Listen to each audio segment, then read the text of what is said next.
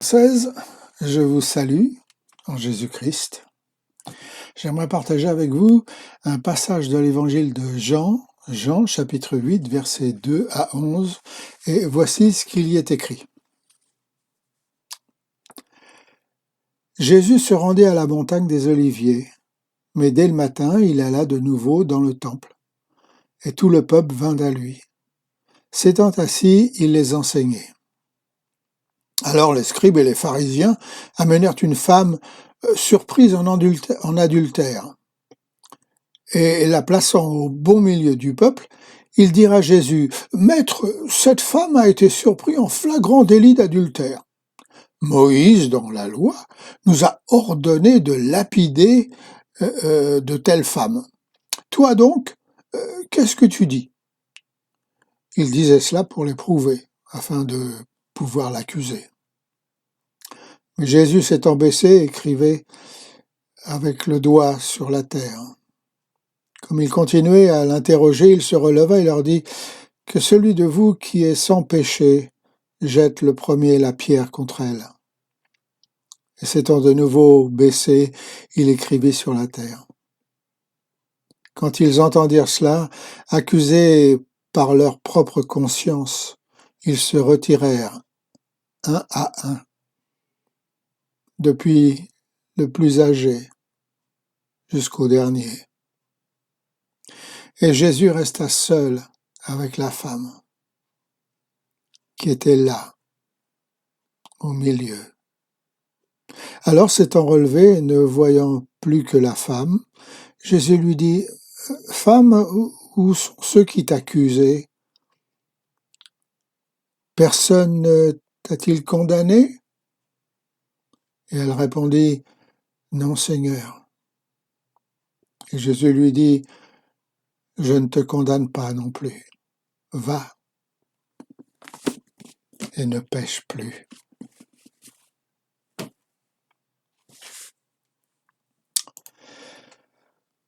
Un jour, alors que nous étions jeunes officiers au poste de Hayes, un petit village dans le Kent, et juste à côté de Folkestone, le long de la côte, un petit village peuplé de retraités, mon commandant divisionnaire m'informa qu'un groupe de jeunes salutistes commandés par une petite bonne femme, officière en short et sac à dos, allait être parachuté depuis la Belgique et qu'il était de mon devoir de les accueillir et de m'occuper d'eux durant la journée.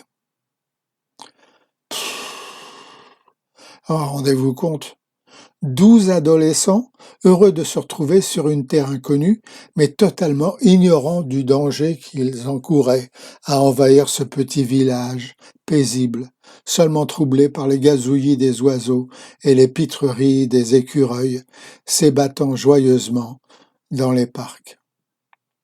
Alors, il y a beaucoup de choses à visiter dans le Kent. Des anciens collèges, des châteaux, un zoo, des trains en modèle réduit, des beaux jardins. Qu'est-ce que vous voulez faire, les jeunes? On aurait bien mangé un petit quelque chose, nous relaxer, puis jouer au foot dans le parc. Bon, alors après un bon repas, nous sommes allés jouer au foot dans le parc. C'était un très joli petit parc entouré de rhododendrons, de géraniums, de rosiers, le tout agrémenté de plantes multicolores. La pelouse était d'un vert incroyable et taillée au millimètre. Il n'y a que des pelouses comme ça en Grande-Bretagne. « Hé, lieutenant, peut-on marcher sur la pelouse en Angleterre ?»« Bien sûr, » répondis-je innocemment. « Chouette, sur une pelouse comme cela, on va jouer au foot !» Alors nous avons joué au foot et au chant des oiseaux se mêlèrent bientôt les voix angéliques de mes petits protégés. Oh là là là là. Tout se passa très bien, jusqu'au moment où l'un d'eux repéra une sorte de long rectangle dans un coin du terrain où la pelouse était plus verte que verte, entourée de 4 piquets en ses angles. Chaque piquet était relié par une corde, comme pour protéger cet endroit. « Waouh! Faisons une vraie partie de football, lieutenant !» dit un jeune, retirant les cordes de cet endroit et utilisant les piquets pour délimiter son but. « Je serai le gardien et plongerai sans me faire de mal. Et regarde, lieutenant, l'herbe est tellement douce ici. » Et il s'exécuta sur le champ. Ouf ! Et s'étala de tout son long.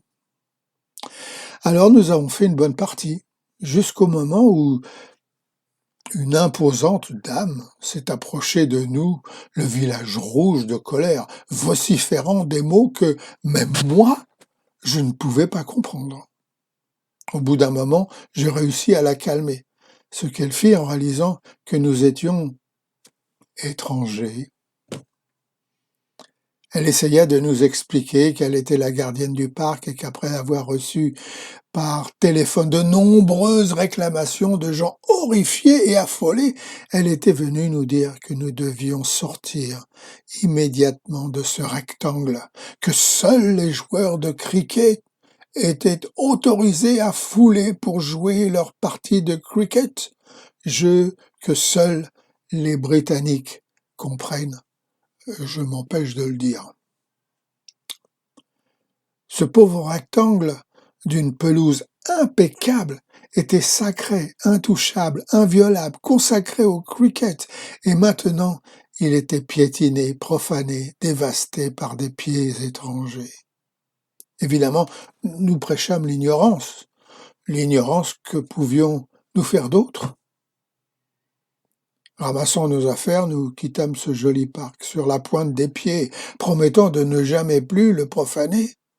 Nous fûmes pardonnés parce que nous avions des circonstances atténuantes. Nous ne savions pas, mais attention, plus d'excuses maintenant. Vaut mieux pas recommencer, hein, sans blague. Dans notre histoire biblique, cette jeune femme que l'on amène aux pieds de Jésus avait été prise en flagrant délit d'adultère.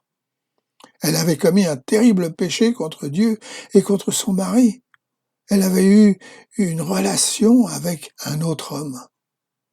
Il n'y avait pas l'ombre d'un doute, elle était bel et bien coupable.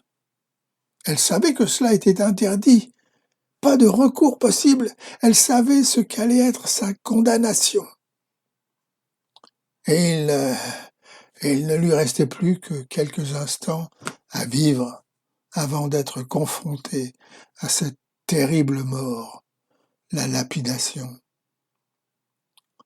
Mais afin de tester le soi-disant Christ, Messie d'Israël, le bon berger qui ne vient pas pour condamner, mais pour sauver les brebis égarées, on jeta à ses pieds cette femme indigne, cet être abject, méprisable, ignoble, déshonorait la honte d'Israël.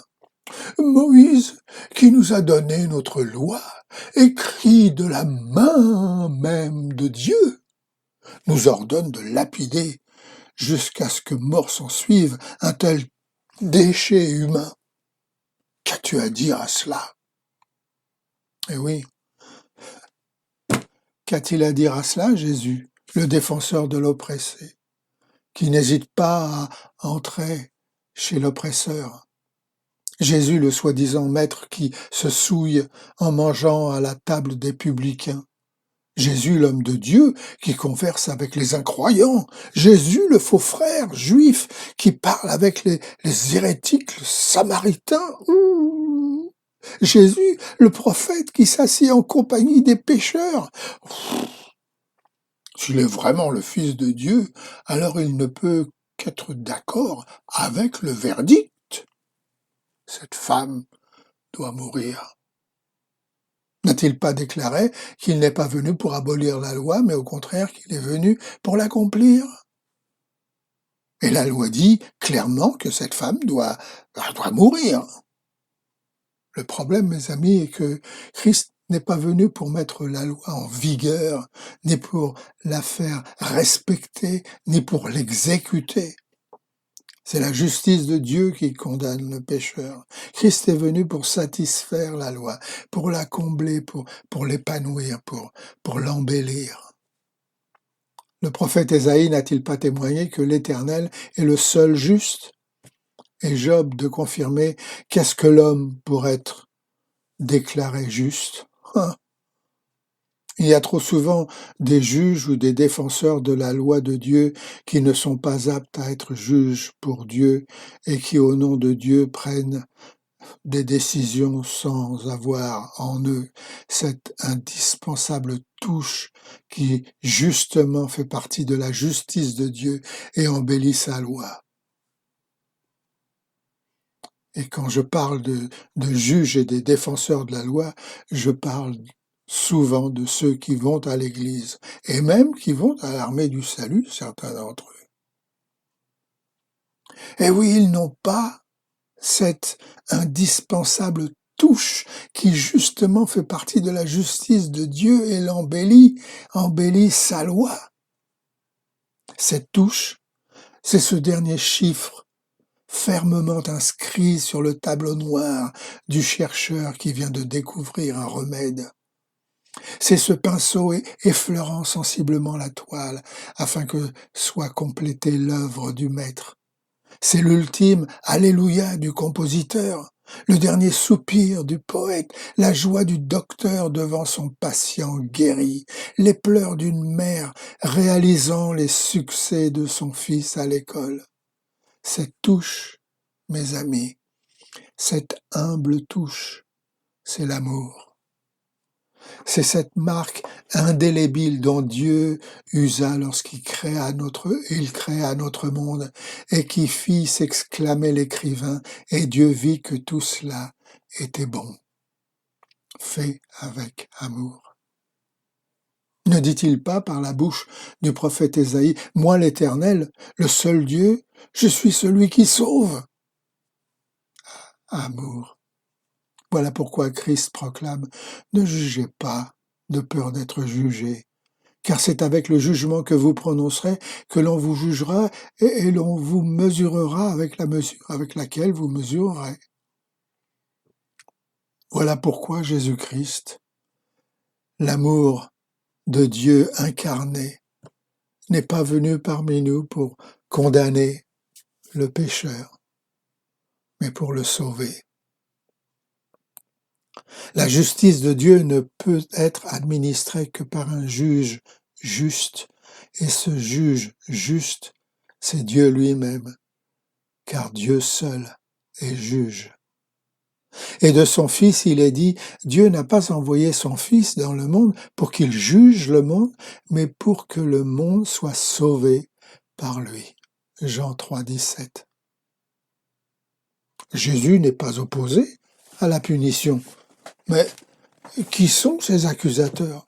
Ne sont-ils pas des pécheurs, hommes coupables? Et le peuple d'Israël n'est-il pas l'image flagrante de ce que cette pauvre femme est pour son mari?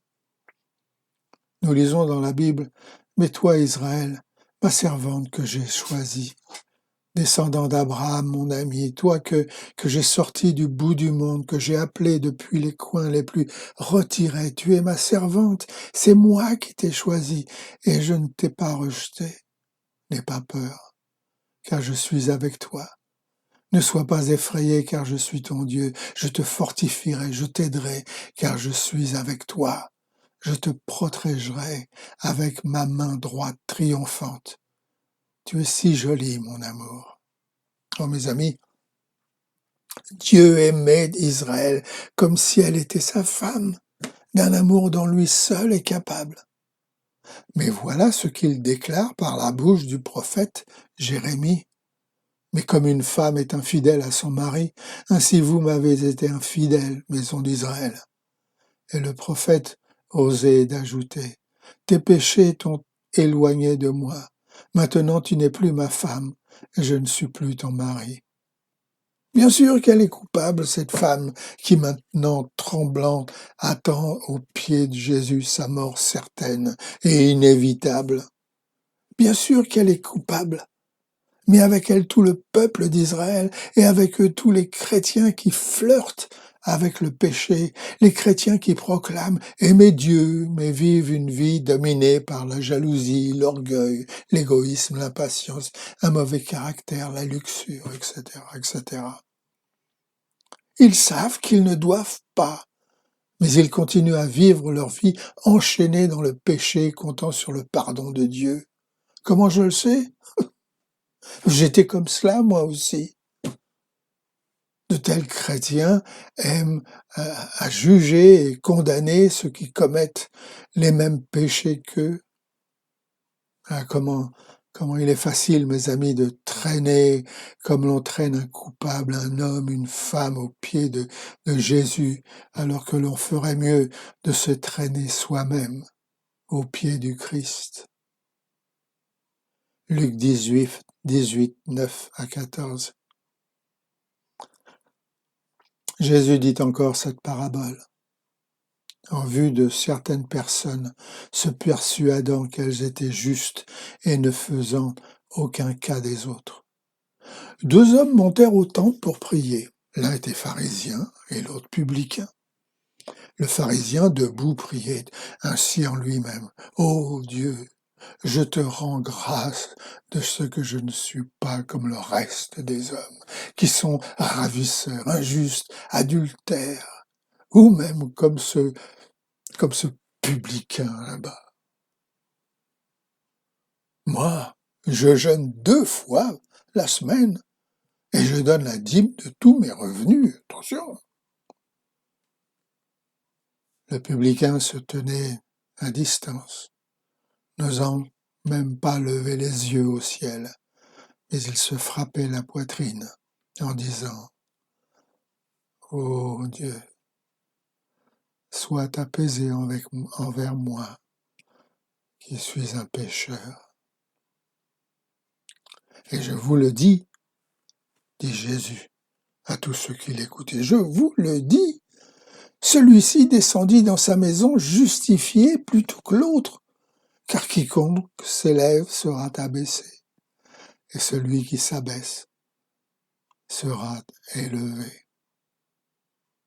Comment le Christ peut-il me pardonner, me libérer, me sauver si je ne me reconnais pas en premier lieu pécheur, coupable? Nous n'avons aucune circonstance atténuante, car nous savons pertinemment que nous désobéissons au Seigneur en toute connaissance.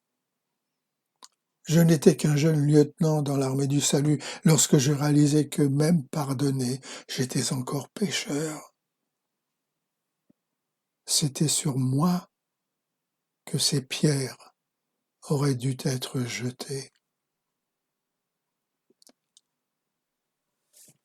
Alors après que Christ les ait eus mis devant leur conscience, chaque justicier, pharisien, scribe qui avait amené cette femme coupable s'en allèrent, du plus vieux au plus jeune, laissant Christ à ses pieds, cette femme souillée, infidèle, perfide, répugnante et sale. Que va-t-il faire? Pensa la foule. Que va-t-il faire?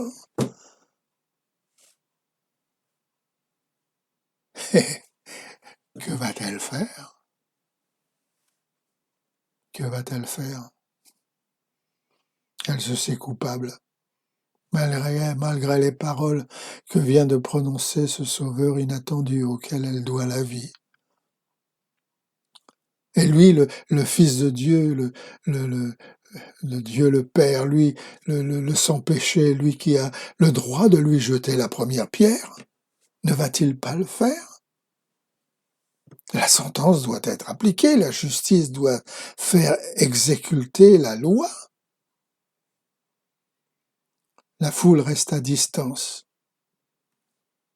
trépigne d'impatience. Satan, lui, se réjouit d'avance d'une telle proie à sa merci.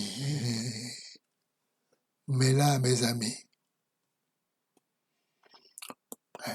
écoutez bien, mais là, mes amis, se révèle l'incroyable, l'incompréhensible, l'incommensurable, l'insondable amour de Dieu. Car lui, le Fils de Dieu qui a le pouvoir même avant d'être monté sur la croix de pardonner le péché, se penche vers elle. Et la relevant par le bras d'un regard qui allait percer plus tard le cœur de l'apôtre Pierre lorsque celui-ci allait entendre le coq chanter.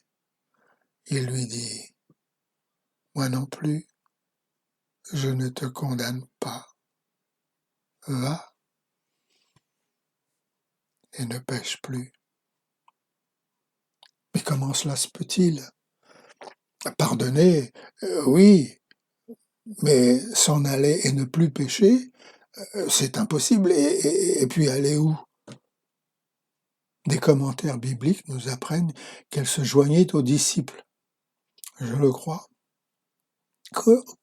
Qu'aurait-elle pu faire d'autre? Le seul moyen pour elle de ne plus pécher était de rester auprès de celui qui l'avait sauvée d'une mort certaine. Nous lisons dans Jean 6, 66 à 69. Dès lors, plusieurs de ses disciples se retirèrent et n'allaient plus avec lui. Alors Jésus se tourna donc vers les 12 et il leur dit, « Et vous, ne voulez-vous point aussi vous en aller ?» Simon-Pierre lui répondit, « Seigneur, à qui irons-nous? Tu as les paroles de la vie éternelle. Et nous avons cru et nous avons connu que tu es le Christ, le Fils du Dieu vivant. » Là se trouve, mes amis, là se trouve le chemin de la sainteté. Si vous ne voulez plus pécher, devenir un vrai disciple de Jésus-Christ, abandonnez-vous à lui complètement, mettez en lui votre confiance, livrez-vous à lui et ne lui cachez rien de ce que vous êtes. Et là, vous goûterez la puissance de la croix. Non seulement le pardon, mais aussi la délivrance du péché et la sainteté que Dieu donne à tous ses enfants. Dieu vous garde et vous bénisse tous.